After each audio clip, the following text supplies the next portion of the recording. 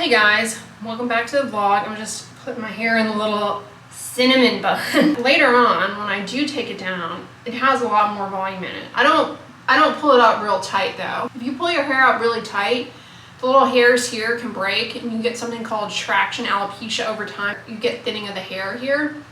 So I try and be real loose in the bun. I'm like real loose. I just ordered actually some new ones of these.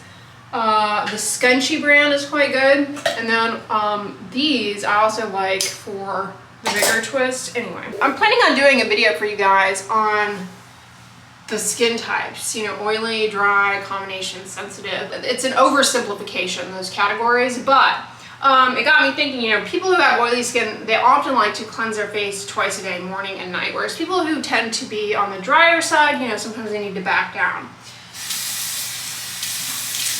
But one of the advantages of cleansing, whether it be morning and night or at night, is it actually supports your moisture barrier so long as you don't overdo it. It's a delicate balance. To a certain extent, cleansing is going to disrupt the lipid barrier, but also at the same time, it's a form of gentle exfoliation. So it helps slough off those kind of dead, sticky skin cells that are stuck there and not really allowing for the barrier to function optimally. And for people who have acne-prone skin, that's part of what can contribute to breakouts. It's those sticky skin cells lining the pore. See, just this action on my fingers with a little bit of cleanser, this is exfoliating right here. And it also supports moisture, better moisture retention in the skin, because now I'm gonna rinse it off. So now that I've rinsed it off, you know, the skin's surface, it's smooth, it's hydrated from the water. There's water in the stratum corneum. And so, you know, those are going to be helpful things for the moisture barrier, provided you're not overdoing it. And overdoing it is going to vary from person to person. Oops, I got three drops there of this is my antioxidant serum. And, you know, it's going to change up depending on your age, what your skin needs. I mean, it's, you know, going to vary out throughout your lifetime, possibly. You may, you know, find that once a day is more than adequate. But a consistent routine of basic cleansing, moisturizing, sunscreen use, it really supports skin health. Regardless of all of these other, you know, jazzy ingredients, it's important to remember that cleansing your face is exfoliating and helping to smooth the skin. So consistent cleansing at a frequency with which your skin type tolerates, it really helps support smoother skin and allows for the moisture barrier ultimately, you know, to function better. All that to say, you know, there are a lot of other additional exfoliants that people incorporate into their routine. And for some people, those additional exfoliants are really valuable, but for others, they end up drying out their skin because they're cleansing and their skin really doesn't need an additional exfoliant. It ends up being too drying. Some cleansers have exfoliating acids in them, like salicylic acid, glycolic acid, that can also further help nudge the smoothing out effect of the skin surface and even within the pore lining, especially in the case of salicylic acid. Not to mention cleansing at night to remove dirt, cosmetics, sebum buildup, really allows your skin to recuperate from the day and removes potentially things that could generate a lot of inflammation and aggravate the skin and contribute to, you know, premature aging. I'm gonna come in with the Skin Aqua UV Super Moisture Milk. Let me know if you've tried this. I discovered this last year and I really, really like it. It's very silky. It's a hybrid sunscreen. There are some people out there, I call them unicorns, who can wash their face and never really need to put moisturizer on. Like, they just don't need moisturizer. A lot of men are like this, maybe because men have thicker skin and larger oil glands. Yeah, there are a lot of people who just don't really need a moisturizer, but for many people, it really helps in supporting the skin barrier against water loss. And that water loss can then lead to dryness. You lose water from the stratum corneum. It becomes flaky, itchy, and irritation prone. Stuff gets in more readily. And then sunscreen duels also in protecting the skin from water loss. UV rays from the sun, they damage the DNA in your skin cells, and that creates an inflammatory reaction. And the UV rays, they also lead to impairment in ceramide levels as well. So that leads to more moisture barrier issues. It's about how much coffee I do. 5 scoops of the Raven's Brew. Y'all, this kettle was one of the best purchases from 2022 for me. I've had it, I was checking back, I've had it for a year now and I use it daily. I need to wipe it off, give it a little facial, but I love it. You know, this Kosari brand on Amazon, they have good stuff. Everything I've had from Kosari has been top notch.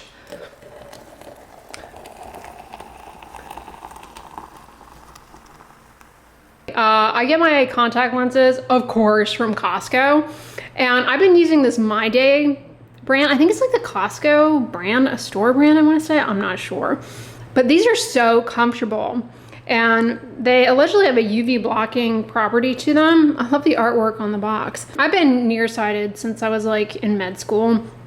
And fun fact, my vision spontaneously has improved. I mean, it's not 100% obviously, but my vision has like gotten better. I think it's because I've been really mindful over the past year to look away from my computer every couple, like 20 minutes or so. I try and look off in the distance. That really can help your eyes a lot, not only for your vision, but to cut down on dry eye syndrome. So I've been trying to stay on top of that little behavior, distance sight, to keep my eyes from getting too myopic. And it seems, I don't know. I don't know how reversible nearsightedness is, but it's gotten better. It's, you know, objectively, I had my eyes checked recently, eye test, it's gotten better. I want to know who the artist is for Cooper Vision, because man, 2 thumbs up for whatever it's worth. You know, you take something as sterile and mundane as silicone contact lenses and like you turned it into a work of art. I mean, this is pretty packaging right here. I wish this artist, like wouldn't you pay to have that on a mug or something? I don't know, I just think it's pretty. But skincare can only carry you so far, you know. It's the lifestyle factors, getting sleep, it helps your body recover and it helps your immune system to fight off all that oxidative stress and to heal and, you know, to survey, you know, clean up damage. Well, hey guys, we have reached a huge milestone on this channel. Now, the very first video I ever uploaded on this channel was a vlog, and in the vlog I purchased this car, which I've been driving ever since. I had, you know, fairly recently moved to Houston. You need to have a car here. I had moved from New York City where I did not have a car, so I needed to buy one. So I've had this car basically as long as I've been uploading on YouTube. Last week I get into the car and it will not start, nothing comes on, and lo and behold, the battery has died. We finally hit the end of the car battery life, like maxed out. And bear in mind, Houston is not kind to car batteries. Fortunately for me, my car was parked in my parking structure safely, whatever. If your car battery dies here and you are not like at your own home, you could be stuck in deadly heat. And who knows when somebody is going to, how long it's going to take somebody to come and rescue you, you know, from your battery death. And when I say it gets deadly hot here, I'm not joking. Like, you can seriously die here from heat exhaustion, heat stroke. It's especially an issue for the elderly populations, because with age, you don't thermoregulate as well. You don't produce sweat as efficiently, and so, you know, elderly people are very vulnerable to heat stroke, heat exhaustion. I'm not a car expert or anything of that sort, so yeah, I just never really thought much about the battery until boom, boom. Yeah, also a good idea to have jumper cables. Now, this is something I know how to jump a car. It can be figured out. Usually the jumper cables come with instructions, but the AAA guy had some kind of a thing to jumpstart the battery that did not require him to hook it up to his car. So that seems like I need to get one of those, because the thing I find frustrating with jump starting a car is, like, I never back into a parking spot, right? And so makes it challenging to reach the jumper cables from the rear of the car. You know, someone's battery parked, somebody's front battery parked behind you. They have to reach the jumper cables all the way, you know, to the front of the car. Whereas if you're parked, you get what I'm saying? If you back in, then you're more accessible for the jumper cables. But, and all that being said, you know, I said this is the anniversary, but technically I could have kept pushing with the battery. But knowing that, you know, it's summer basically, and it's not gonna last. So technically, I think with the jump start, I could have made it maybe another month, but I wasn't gonna risk it. I just went ahead and replaced the battery. Yeah, when I say the weather here is not kind to batteries, it's, you know, the heat and I think the humidity really can make your battery life not last as long. Likewise, this city is not friendly to car tires. The potholes, so you need to have your tires, you know, balanced, rotated regularly. The potholes and certain areas of the city, I don't know what it is with all the construction, I guess. They're just like random nails all the time. As a matter of fact, I had an issue a couple of years, no, it was already like 2 or 3 years ago, where I did actually get a nail in one of my tires and it went flat, and they were able to come and, like, there was another case I think I had to call. Did I have to call AAA, or just I had a pump. I have a tire, you know, something you can put air in the tires, and then I was able to safely take it somewhere where they put like a patch inside. What can I say? It's the little things that get me excited. I just finished a workout. I'm gonna do a little stretchy, which is another thing I have been really good about, you guys. What was it, a few years ago? I mentioned how I was getting a little like out of the routine of stretching, and my, what are they called? Hamstrings? My hamstrings were getting tight. I've been doing this stretchy routine after my runs or any workouts that I do. I've been really trying to be mindful of stretching, and I think it's paid off. Still loving and adoring my pampas grass swizzle that I got from the Amazonian. A little pop of color there, and then the one I've had for a while back there. It's just, I don't know. I really feel like these little tweaks have brightened things up quite a bit. This is one of those tanks that I get on the Amazonian from the CRZ brand. They are so comfortable for running and jogging. I was telling you guys this the other day, like, I am team sports bra because I find that they're just a lot more supportive. This one has one built in, and I find sometimes tanks that have a built-in sports bra, they're hit or miss. Like, sometimes they're just simply not supportive enough, or it's like a really weak little shelf lining. But these are really good. And the pads, they do kind of wiggle around a bit in the washing machine, but it's not too bad. And then I just have these little shorts from Abercrombie, which are super comfortable. But yeah, I love these shorts. They have little pockets in them. Abercrombie, like, athletic wear, when you should get it on sale always, because it's pricey, but it's super comfortable, like loungewear, athletic wear. One of the reasons that I enjoy working out at night, though, is because that's like really when I get a sweat going. And I just find that it's easier in my routine to do that and then to get in the shower right away. That way it just, like, I don't know, I get the sweat off, because I mentioned this before, sweat is it's a skin irritant, but for people who have eczema, it can really trigger an eczema flare. So I find that, like, with my whole routine, working out at night, it just works the best for me in my schedule. Yeah, I try and shower like right after I do a workout, you know, like after I cool down and like get out of sweaty clothing, because that can really irritate the skin. Let me just hang that up now that I finished my stretching. This yoga workout caddy, still loving it. It keeps everything like organized and tidy. So these are my yoga mats. I use them for, I actually don't do that much yoga. I do more like little Pilates exercises and some yoga here and there and like stretching. You can get these at Marshall's though. Such a good deal. Like, I don't know. In the early 2000s, yoga was super popular. It's still really, really popular. And if you're really into it, I can see like having a lot of different yoga mats for different styles of yoga, etc., etc. But like for what I do, like I don't feel the need to buy an expensive yoga mat. And I get these at Marshall's, and they're really good quality. Like I've had this one for years. And the thing I like about it is it's easy to clean off and it doesn't like absorb odors or anything. What's the brand? Gaim? G-A-I-M? Yeah, really like that. Yeah, trying to stay limber, flexible, move your body a lot. It's so important for, you know, I say this all the time, but it's really, really important to stay active. I seriously believe that so many of our health problems, chronic health problems, I think a lot of them relate to inactivity, or, they definitely can be improved by being as active as you physically are able. Exercise can help so many conditions. It can either help improve by itself, or, it can complement other treatments. It's really beneficial, and research continues to support that over and over again. Like, the more active you are able to, I can't tell you enough, I can't emphasize enough how, forcing yourself to carve away time to do some kind of exercise every day. It's really hard, though, for a lot of people to fit in exercise.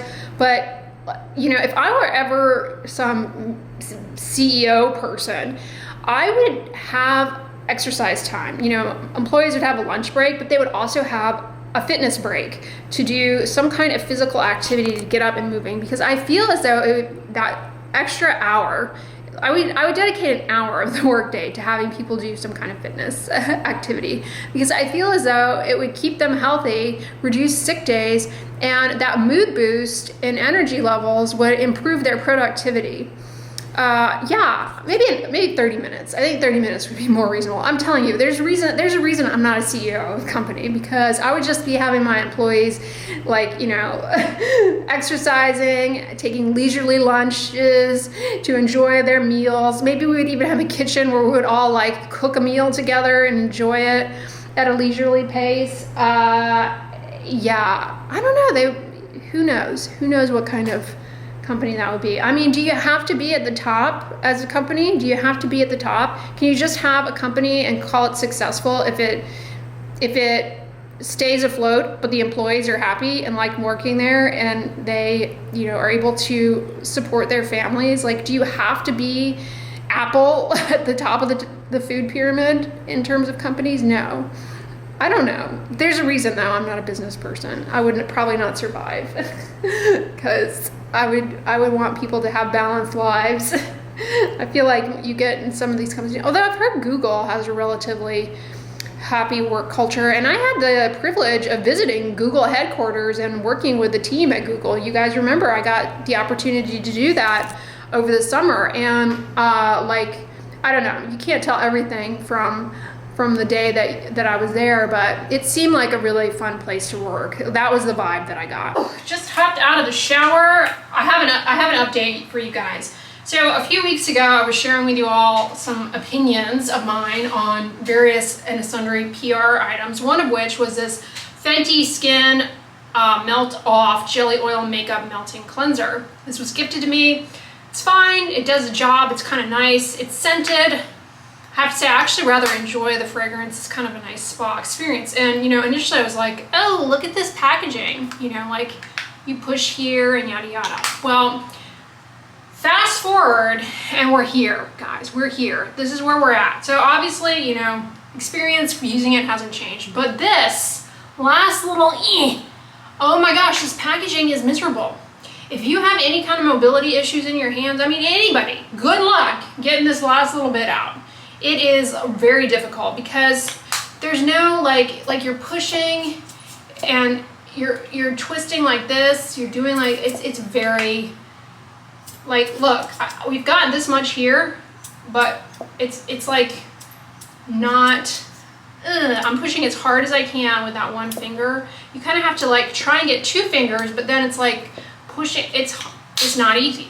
You get what I'm saying? It's not easy. So this last little bit here, good luck getting that out. I'm gonna try my darndest, but don't be surprised if it shows up in my empties and there's still a little bit left in there, because that is hard. You can unscrew this and whack it out. That's what I'm gonna have to do. Which is annoying, because you're not gonna get small aliquots. You're gonna get a big blob doing it that way, and it goes by faster than it needs to. So I don't like that packaging. If you're somebody, skincare brand line, don't copy that packaging, because it's not good, in my opinion. And when you're using a topical retinoid like you just saw me put on, in the beginning, you can get a lot of dryness, flaking, peeling. If you do have patches of sensitivity that pop up, irritation, so this is a great one that I find is a wonderful barrier cream that is easy to tolerate on the face. It's the La Roche-Posay, I'm putting it so you can't read, La Roche-Posay Cicaplast Balm. This has panthenol, which in my opinion, panthenol is good stuff in moisturizers. I mean, it's commonly in there, but sometimes if a product is like focusing the language, the story, if you will, around the panthenol, a lot of times I notice it really packs some kind of a something.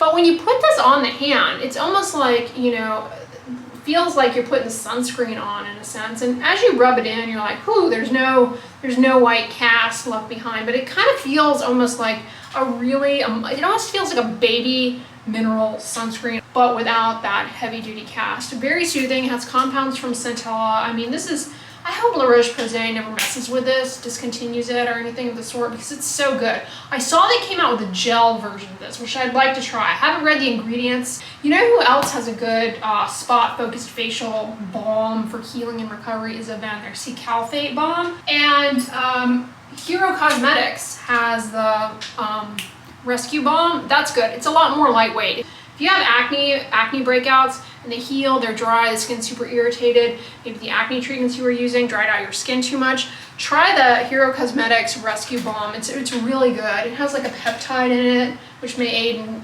barrier recovery. Alright y'all, I'm gonna wrap this vlog up here. I hope you enjoyed it and that you're having a great weekend. If you like this video, give it a thumbs up, share it with your friends, and as always, don't forget, sunscreen and subscribe. I'll talk to you guys tomorrow. Bye!